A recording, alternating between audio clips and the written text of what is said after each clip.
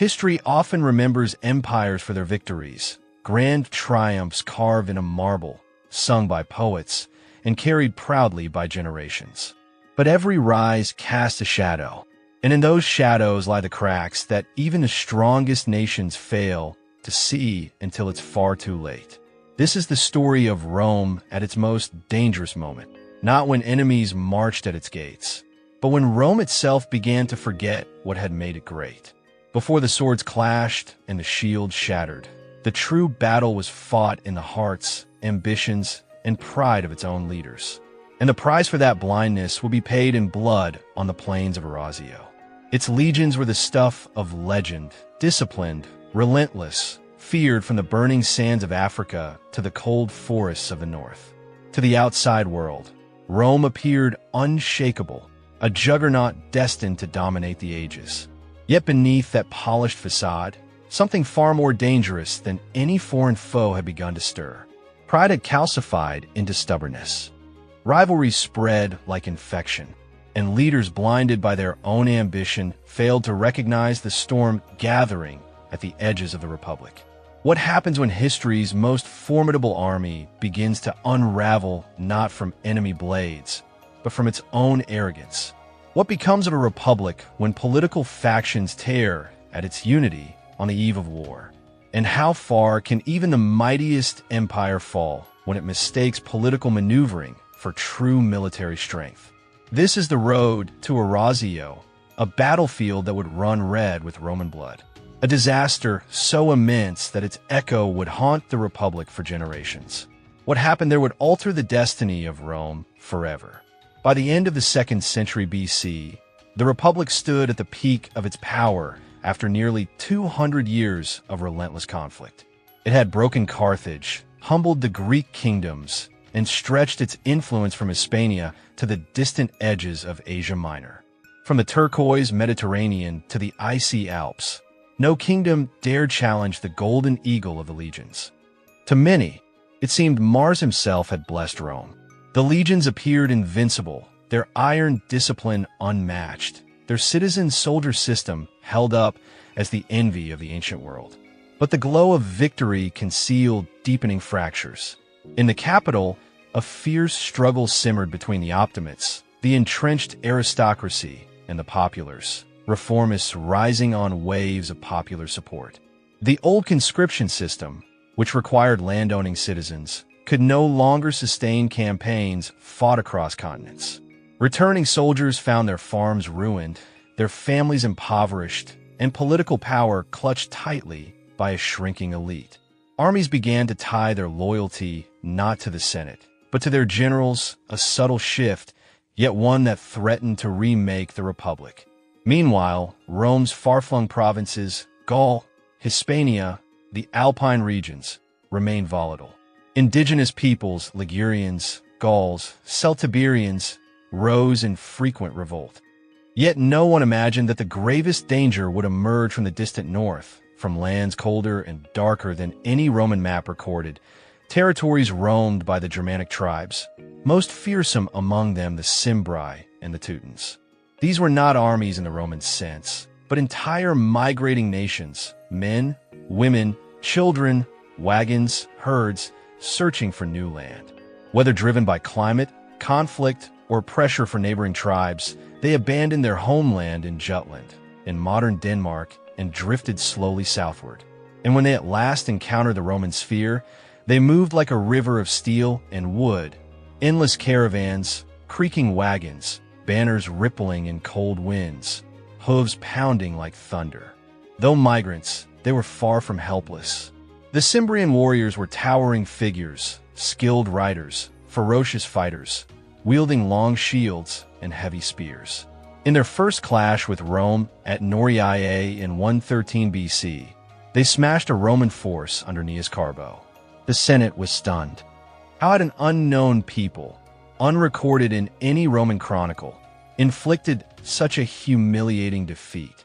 Worse still, the Cimbri did not vanish after their victory. They roamed freely through Transalpine Gaul, territory Rome had only recently bled to conquer.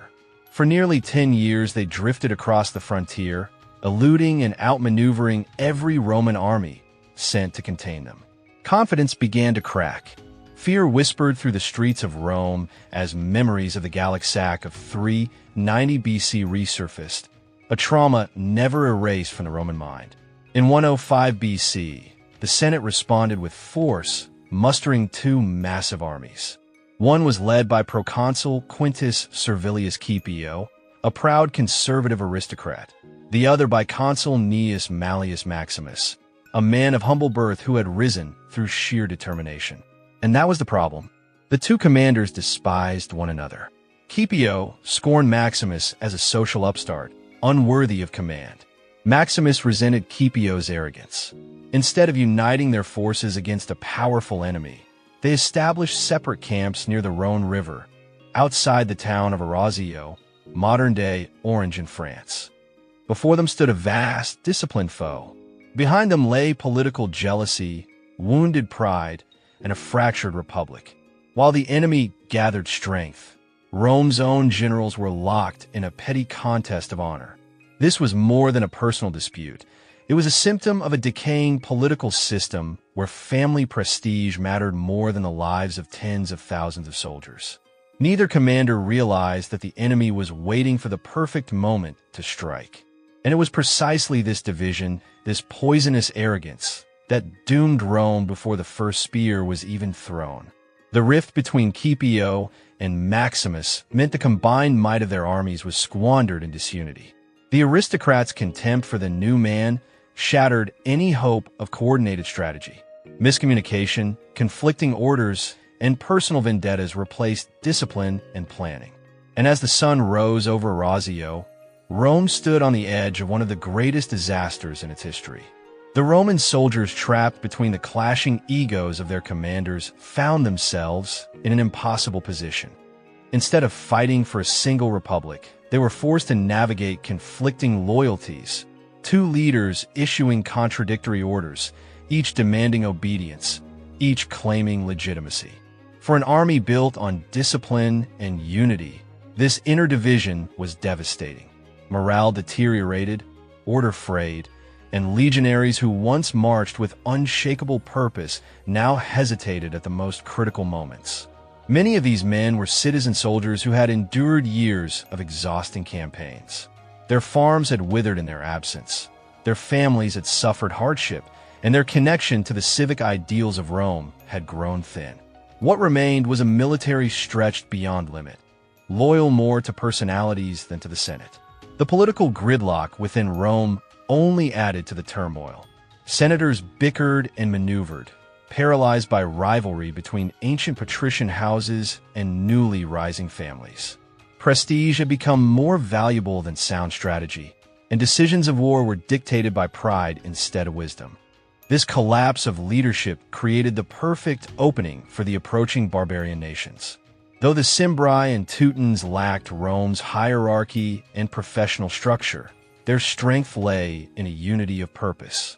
They marched as one people, families, warriors, elders, children, driven by the simple, powerful instinct to survive and claim new land. Where Rome hesitated, they acted. Where Rome argued, they prepared.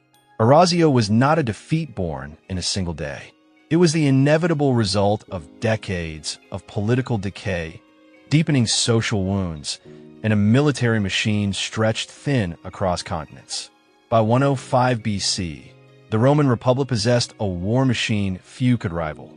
After generations of conflict, Rome had crushed Carthage in the Punic Wars, absorbed the wealth of Greece, defeated the successor kingdoms of Alexander, and secured control over southern Gaul. The legions of this era were marvels of organization.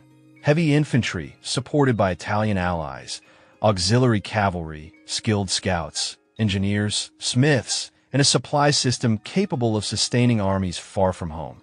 Together under Quintus Servilius Caepio and Gnaeus Mallius Maximus, Rome fielded somewhere between 80 and 100,000 men. This vast force included seasoned legionaries, allied contingents, slingers, archers, cavalry, and the thousands of laborers who kept an ancient army moving. Yet beneath the surface, this enormous army was fractured. Caepio, a proud aristocrat, refused to acknowledge Maximus, a new man who had risen from the plebeian ranks through talent and determination. Instead of pooling their strength, they established separate camps on opposite sides of the Rhone, two armies wearing the same uniform, but functioning as strangers, even rivals. The Roman legionary entered battle carrying the finest equipment of his age: the bronze-topped Montefortino helmet, the larica hamada of interlinked rings, the rectangular scutum painted with unit markings, and the razor-sharp gladius designed for deadly thrusts in close formation. Each man also carried two pila, iron-shanked heavy javelins designed to ruin shields and tear open formations. Centurions enforced discipline through voice and example, while cavalry patrols scouted the plains. This system had conquered empires, but even the strongest tools falter when wielded by divided hands. Opposite them stood a force unlike any Rome had faced. The migration of the Cimbri and Teutones was a tide of humanity, stretching for miles across the landscape. Families traveled beside warriors. Wagons creaked under the weight of possessions. Herds of animals followed the march. Among them were elite fighters led by chieftains such as Boiorix and Teutobod, men who had already shattered a Roman army at Noriae and sent shockwaves across Gaul. Their warriors fought with a raw, explosive ferocity that defied Roman expectations. Instead of rigid formations, they fought in surging waves, pushing forward with long spears, massive axes, broad-bladed swords, and round shields of hardened wood or leather. Some ancient writers describe Teutonic fighters wearing wolf and bear pelts, their faces smeared crimson, their bodies painted with symbols of war, transforming themselves into living embodiments of terror. To Roman eyes, these warriors seemed less like soldiers and more like the unleashed fury of the wilderness.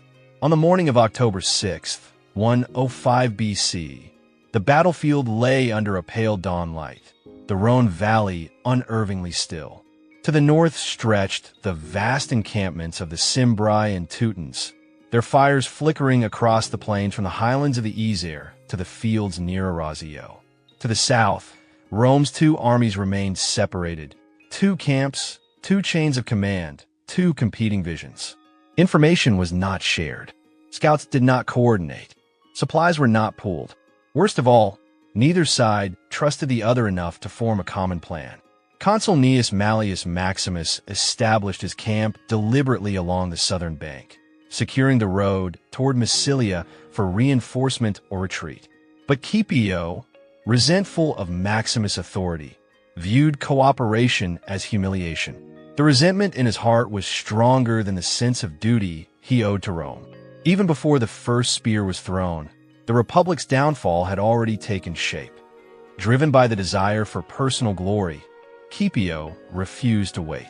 He marched his army across the river without support, without proper reconnaissance, and without establishing fortified positions. He positioned himself dangerously close to the enemy, believing that a swift, decisive victory would elevate his name above that of Maximus. It was a gamble made in arrogance, not strategy. The Cimbri, seasoned by years of wandering and battle, recognized Caepio's error immediately. They saw the Roman camps split apart, isolated, uncoordinated, and they understood what Caepio refused to admit, that they could destroy Rome's armies one at a time. With that realization, the fate of Arausio and the fate of tens of thousands of Roman soldiers was sealed. While the two Roman commanders argued, split their forces, and established rival camps along the Rhone, the Cimbri and Teutones slipped southeast from Gallia Narbonensis. Using narrow forest trails, riverbeds, and hidden ravines, they concealed their movements with deliberate precision. Their scouts mapped every bend of the land while the mass of their people, wagons, warriors, beasts, and families angled toward a point of devastating advantage. They halted at a strategic choke point near Arausio, positioning themselves squarely between the two Roman armies. It was the perfect place to strike, the sort of ground any experienced commander would have defended fiercely. Yet Rome had left the door wide open. The Cimbrian assault struck like a bursting dam. Caepio's army, isolated on the far bank and utterly unprepared, was overwhelmed almost instantly. His lines shattered before they fully formed. Soldiers tried to rally, but without fortifications, without reserves, and without allies across the river, the defense collapsed. Panic consumed the ranks. Hundreds hurled themselves toward the Rhone in a frantic attempt to escape, only to be swallowed by the water. Thousands more fell beneath Cimbrian spears. Caepio himself fled the field, alive but ruined. The man who had insisted on honor above unity now carried only disgrace. The river washed away his army and his career alike. But the disaster was far from over.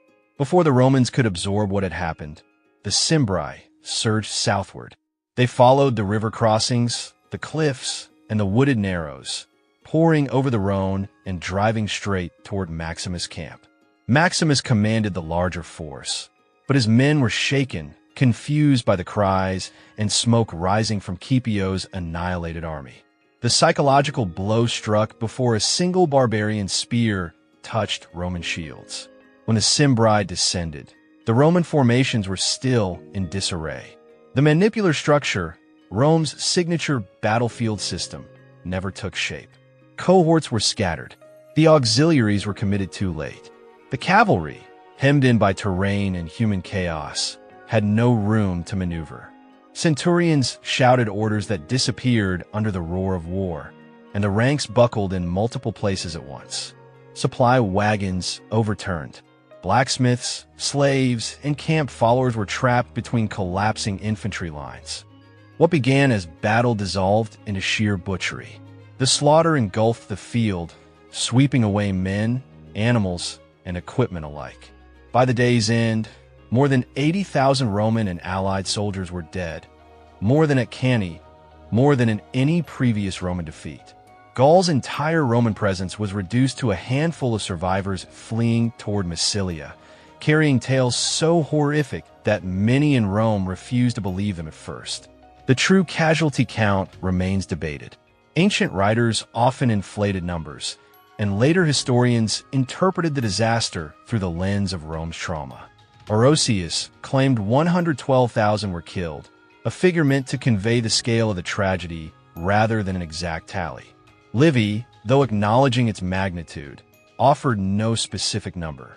Modern estimates, grounded in the actual size of Caepio and Maximus' combined forces, placed the losses between 80 and 100,000, essentially the destruction or capture of both Roman armies.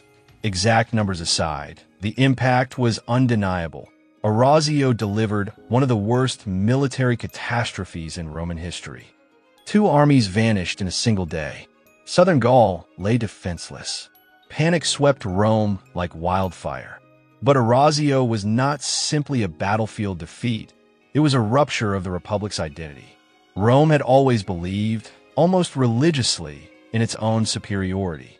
Its armies might lose skirmishes, but never their unity, never their discipline. Arausio shattered those illusions. It exposed the rot spreading through Rome's political body. Personal ambition had replaced communal duty, aristocratic honor overshadowed strategic necessity, and leaders cared more about outshining one another than saving their men. Caepio and Maximus did not fail because Rome lacked strength. They failed because Rome lacked unity. An army that had survived Hannibal, razed Carthage, and conquered Numantia was undone by internal poison, not by a superior foe. The Cimbri and Teutones did not wield more advanced weapons or more sophisticated tactics. What they possessed was cohesion, one purpose, one direction, one will. Rome had lost the very qualities that had once made it unbreakable: discipline, cooperation, and respect between its leaders. The disaster shook the Republic to its foundations. In the aftermath, Rome turned to an unlikely savior, Gaius Marius. His rise was almost mythic, a man without noble lineage, a soldier of exceptional skill and relentless ambition. He emerged as the one figure capable of restoring Rome's defenses. With the Republic in existential danger, tradition gave way to necessity. The Senate granted Marius unprecedented power, and he set out to rebuild the army, not simply to defeat the northern tribes, but to drag Rome's military system into a new era. Marius' reforms were nothing less than revolutionary. He opened recruitment to the Caepio, the landless poor who had previously been excluded from service. For the first time, Rome's army became a career for the common man. These new soldiers fought not merely for civic duty, but for livelihood, land, and loyalty to the general who offered them opportunity. Marius forged legions that were larger, more disciplined, and fiercely committed to their commander. But with this transformation came hidden dangers. Soldiers' allegiance shifted from the state to their generals. Rome's armies became tools in the hands of ambitious men, a development that would echo for generations. Marius himself, elected consul 6 consecutive times, became both Rome's defender and the architect of a new political dynamic. His victories halted the Cimbri and Teutones, but his rise loosened the restraints on political authority. A precedent had been set. In desperate times, laws could be stretched and customs ignored.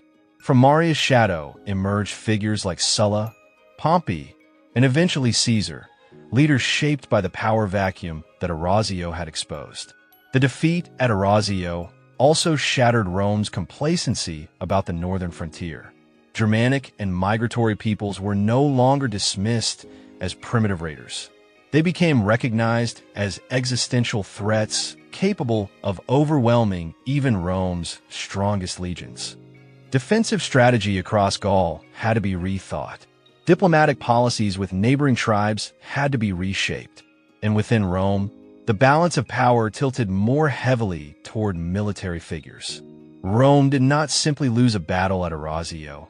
It lost its sense of invulnerability. The army, newly reorganized, gained strength. The Republic, however, grew weaker.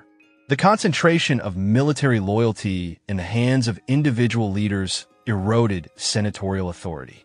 The seeds of civil war, dictatorship, and imperial transformation were planted in the blood-soaked soil of Arausio. Arausio was a turning point, a crossroads where the Republic could either reform or decay. The cost of pride, division, and political greed was written in the bodies of tens of thousands of Roman citizens. And yet, from the ruins emerged the blueprint for the professional army that would eventually build the Roman Empire. In the end, the battle's legacy is harsh but clear. Rome was not defeated by the Cimbri alone. It was defeated by its own internal contradictions. Arrogance among commanders, selfishness among senators, and the refusal to cooperate destroyed the Republic's greatest asset, unity.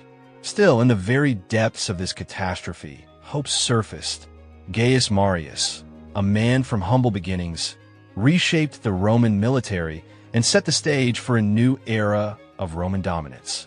But in doing so, he also opened the path that would lead the Republic toward its eventual transformation into an empire. History, as always, whispers a warning. Nations fall not when enemies strike from without, but when pride corrodes them from within.